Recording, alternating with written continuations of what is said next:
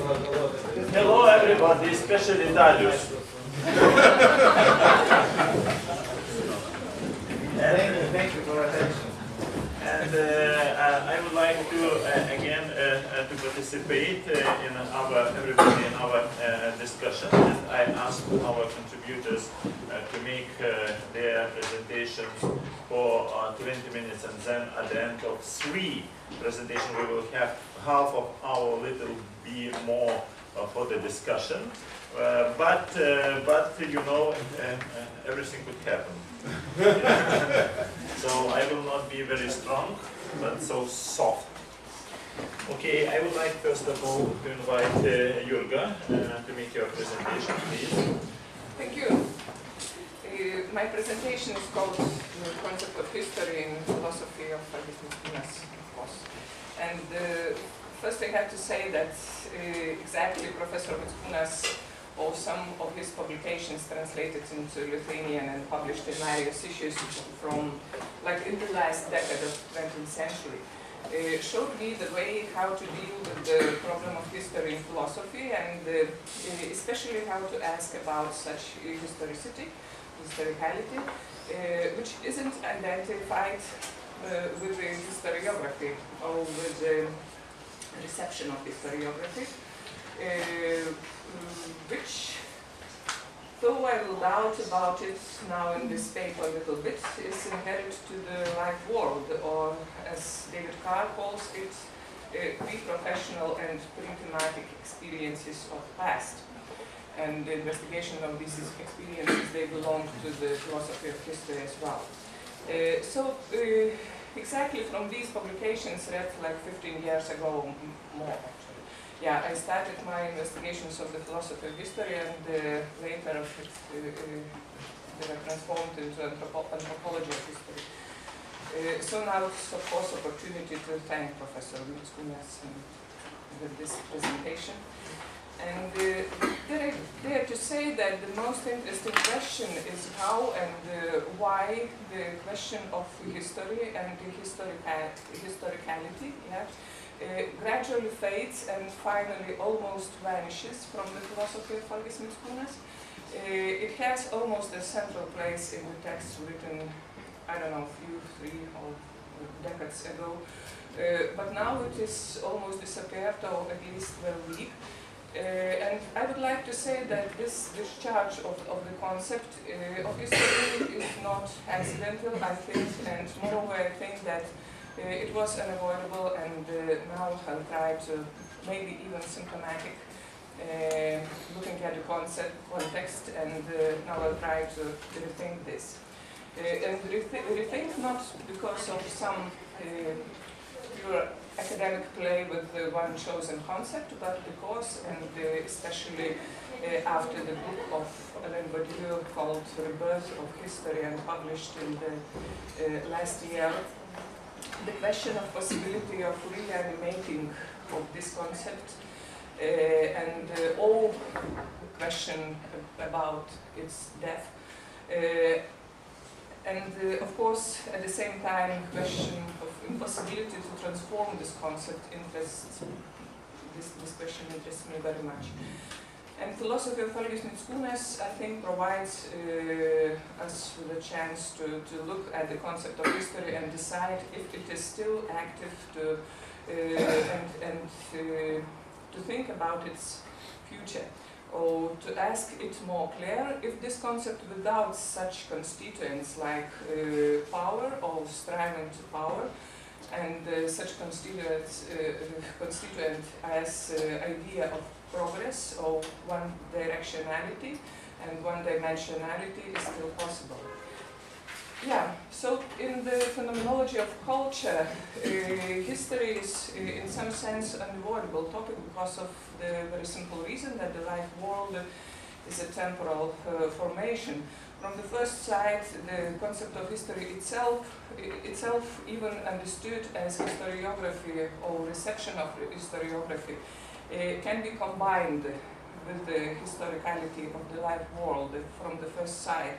And this is performed actually by many classical philosophers of history, such like and Algis Mickūnas and others, who, what they do, they stratify the experience of past, of historical past and past in general, and they create the coexisting levels of the past understanding.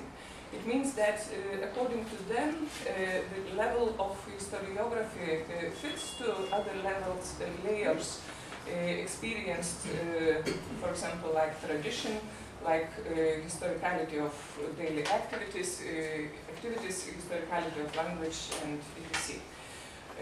Moreover, to the same company, like these classical philosophers of history, belongs and very famous phenomenologist, I would say that he belongs to the same company, Alfred Schutz, the phenomenologist who would derive the historicality of the life world from the various kinds of intersubjective experiences, and first of all of direct interpersonal experiences, and which actually these experiences, all of them are structured into the clear system of concentric cycles, and again, so the concept of history can easily coexist with all other layers without any struggles or tensions.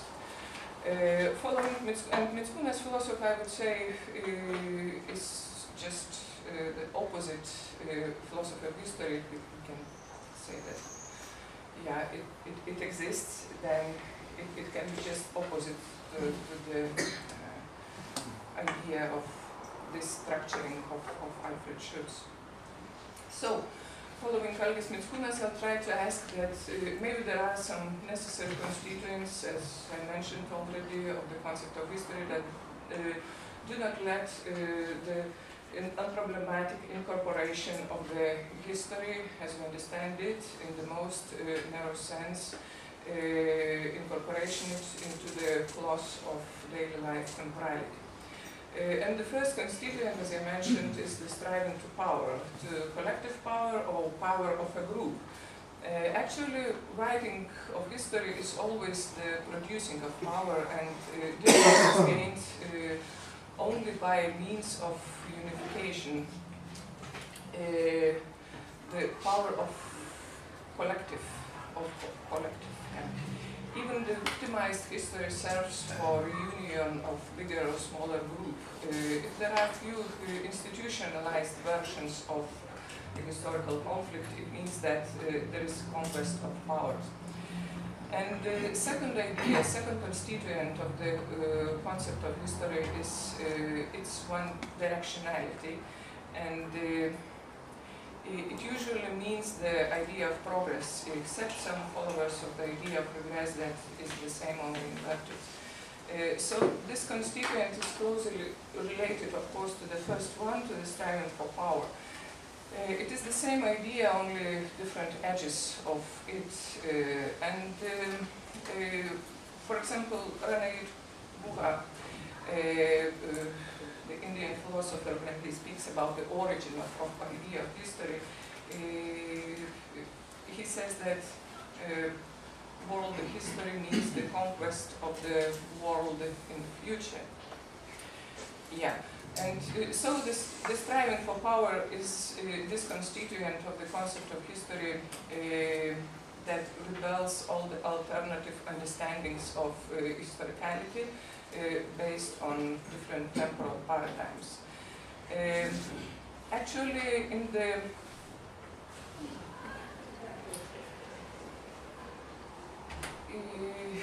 history of science, history appears like a project of investigation of everything what is exceptionally human, like in the very beginning, in the beginning of history as a science, I wanted to say. And sorry, what is exceptionally human, and this idea absolutely supports dualistic attitude, and even if it is non-metaphysical project from the first side. It appears finally like Geisteswissenschaft, as you know, like reconstruction of human essence from the trace of human creativity. And actually this kind of thinking raises the idea of progress very paradoxically. When the directed and purposeful time replaces the concept of the world, and it happened actually, then everything becomes moving towards this goal of progress. According to Mickūnas, actually, he wrote one article where this goal of progress, I like very much how it is explained. And Mickūnas says that it is the promise of eternal materially reduced life, or non-human life.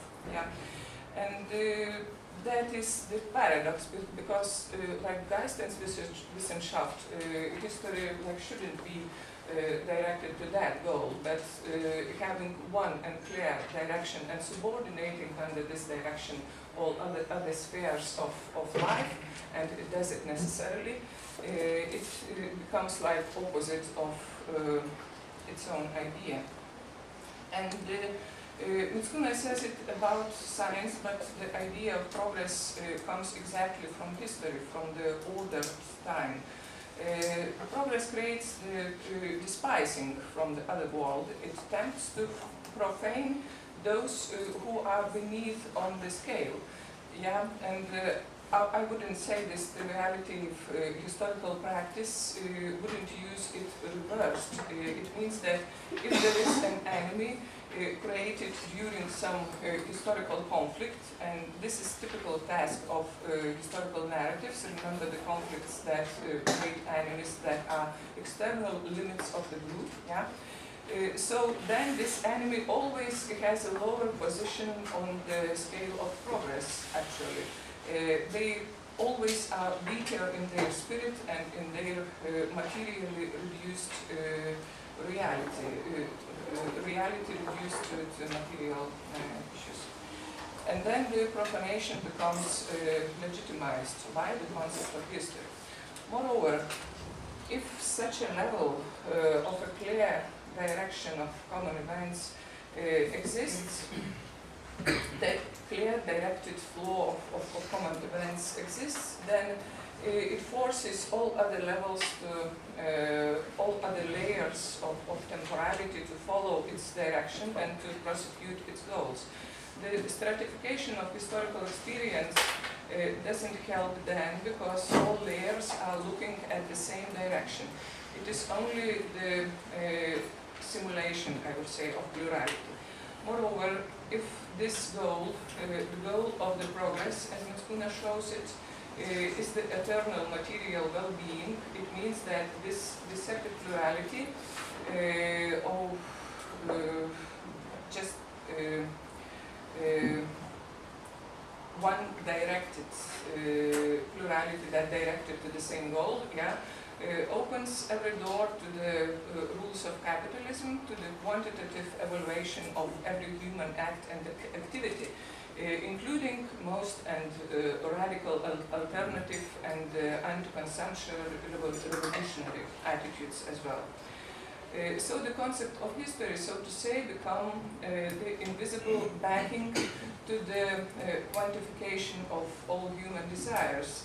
It is a mean by which all spheres are subordinated to the one directional movement towards one goal, material well-being. Okay, after actually I'll make it shorter.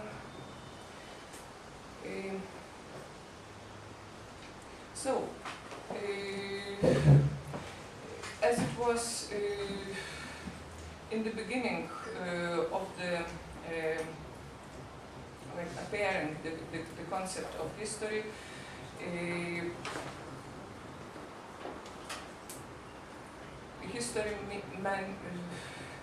history was something what was only actually one history of the world, and not necessarily it was the complete narrative about world history, but every particular history should coincide with this big narrative, yeah.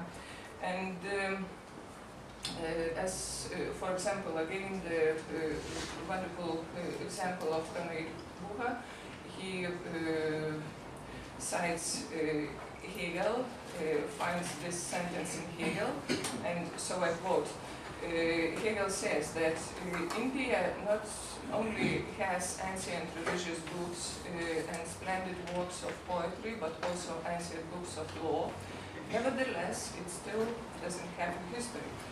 It means that, and as René Bucher explains, by that time when Hegel was writing it, the few books of Indian history was already written and published, but Hegel has in mind that these books, they are not history because they don't coincide with just world history. So it was in the beginning, but of course, telling the story further, there was a time in philosophy of history, and especially it coincides with the phenomenological investigations of that concept, when this concept seemed possible being transformed and pluralized.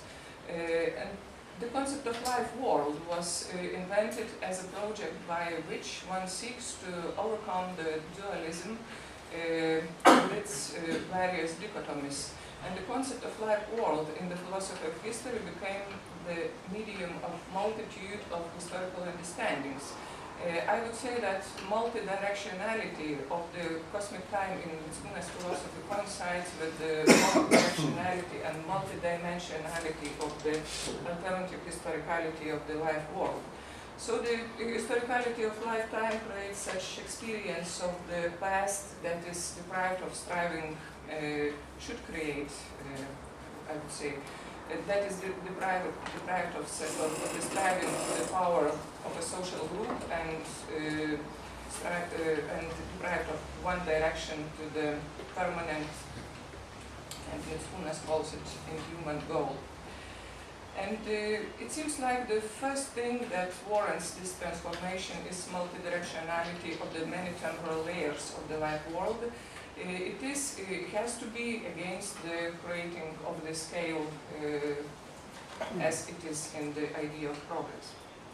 And this idea, of course, caused various new approaches, not only the postcolonial approach to the different structures of historicity, but it also strengthened with the new power the investigations of memory that was very weak and peripheral from times of the Algis, but they just gained new power with this multidirectionality and multidimensionality of historical experience, and it caused the new science like anthropology of history and many new methodics like based on description like microhistory and so on. So philosophy of Mickūnas, speaking about his investigations of life world, according first of all to Husserl, is, I would say, the perfect example of such investigations. And Mickūnas explains that the universe is approachable from various perspectives.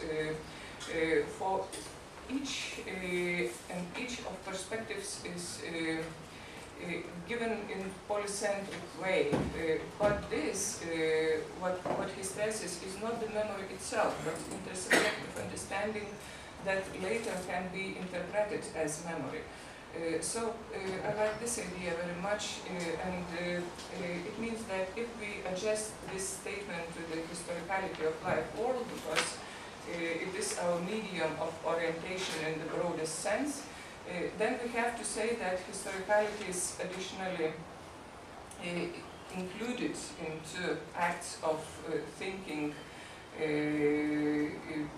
that is always multidirectional, and that the chronological dimension that differs from the temporal depth, the concept of phenomenologists, followers of Husserl,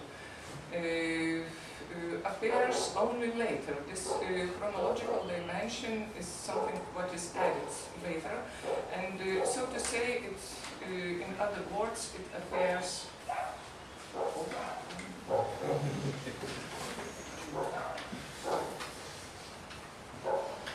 Yeah, I will mention, okay, I will spend 1 minute. I remember my reaction after the first fieldwork when I noticed that stories which people tell are not connected in one chronological succession.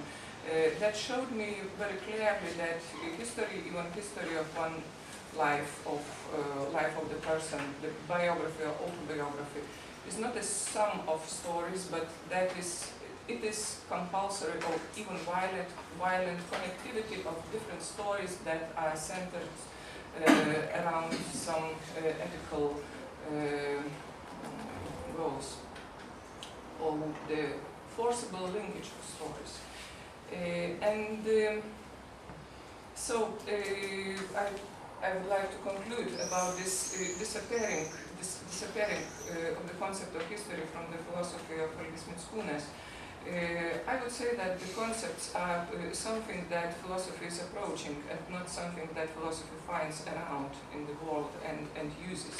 There is no reason to desire the concept of history. It lies, unfortunately, under every human activity as much as it is quantified. And of course, there is no reason to philosophize on history anymore, I would say.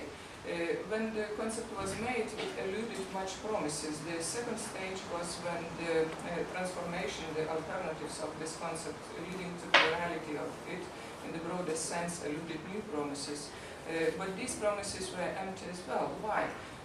Because when we remove from the concept of history these two main constituents, like striving of the collective, for the collective power and the idea of the progress, it is the same like remove surgically heart and kidney from the body, and will it be alive after that? No, only unless like a zombie. Okay, I could say